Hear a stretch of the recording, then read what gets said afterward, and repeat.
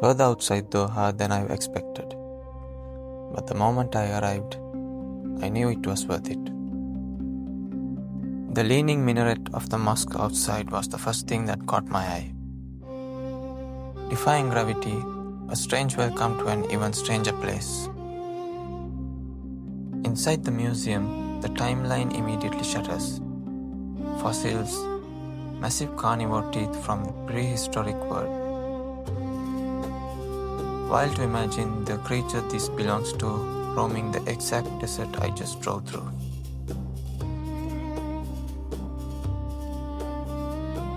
And then you hit the doors.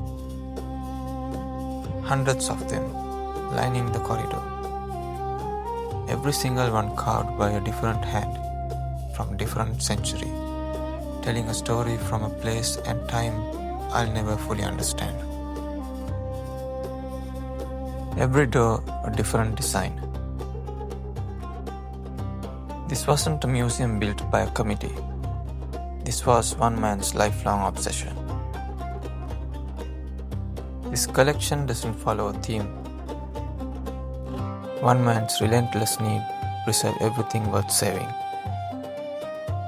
Right next to them, photographs of young Sheikh Faisal traveling the world.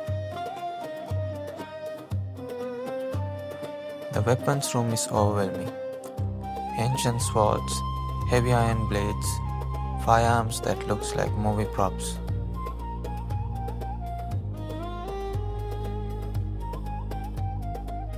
You don't accumulate 40,000 items by accident. You do it by living in a way most of us never will.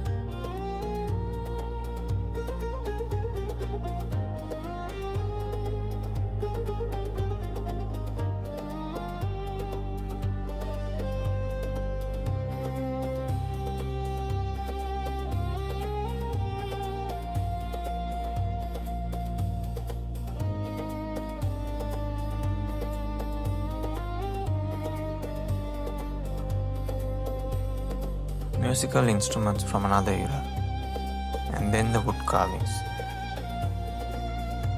The detail, the patience, someone made this by hand.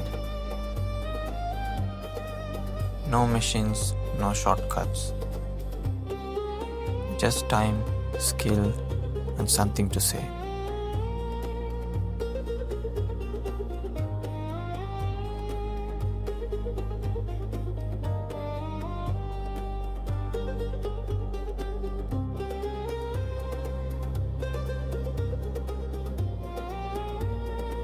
The carpet collection alone could fill an entire museum. Designs from across the Islamic world. Colors that somehow hadn't faded. Patterns so intricate you could study them for hours and still miss something.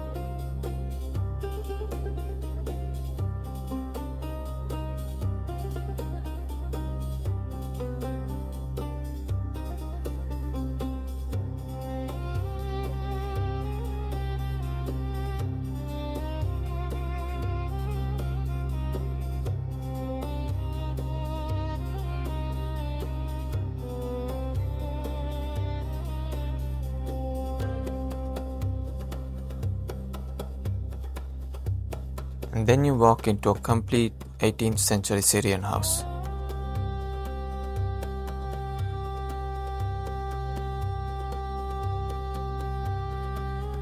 Dismantled brick by brick, shipped across the sea to Qatar, and rebuilt exactly as it stood. The colors, the design, the atmosphere.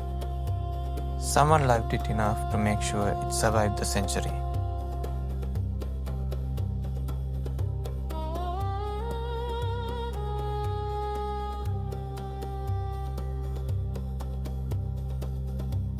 Next door, a room absolute in its silence.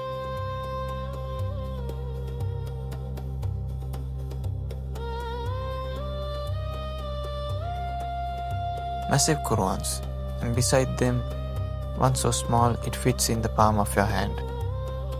The room felt calm in a way that's hard to explain.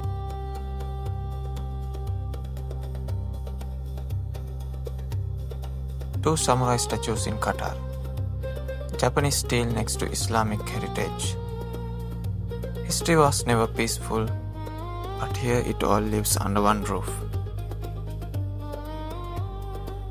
More weapons, knives, bows, guns from different centuries. Each one a reminder that someone thought these were worth saving.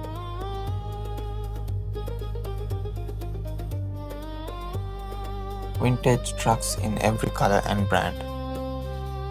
Before the oil, before the towers, before all of this, there was the sky and the open road, and people who moved through the world with very little.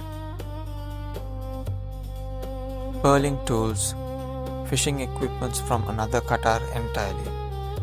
Before the world started paying attention, there was the sea, and the people who dove into it to survive.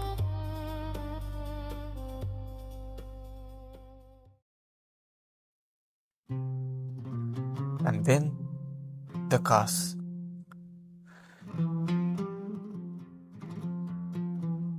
I'd be walking for hours. I thought I was ready for it. I wasn't.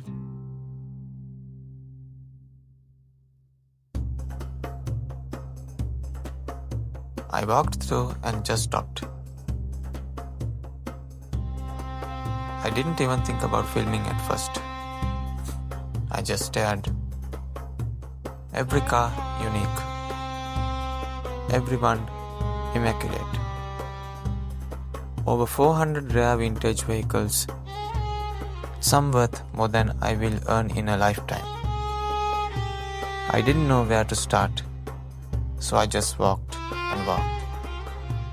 Passed the same car multiple times because I couldn't bring myself to leave. Sheikh Faisal bin Qassim Al Thani didn't just collect cars. He collected time, preserved it, and then left the doors unlocked, so the rest of us could step inside.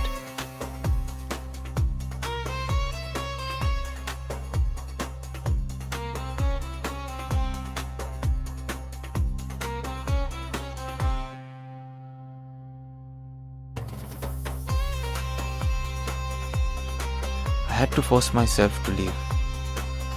I was there for nearly 4 hours, and I still didn't see everything. This place deserves more than 8 minutes.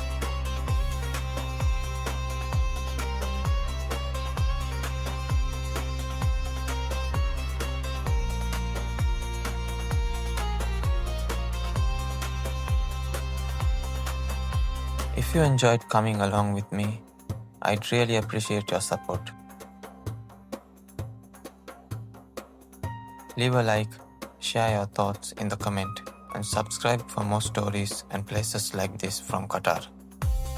I'll see you in the next one.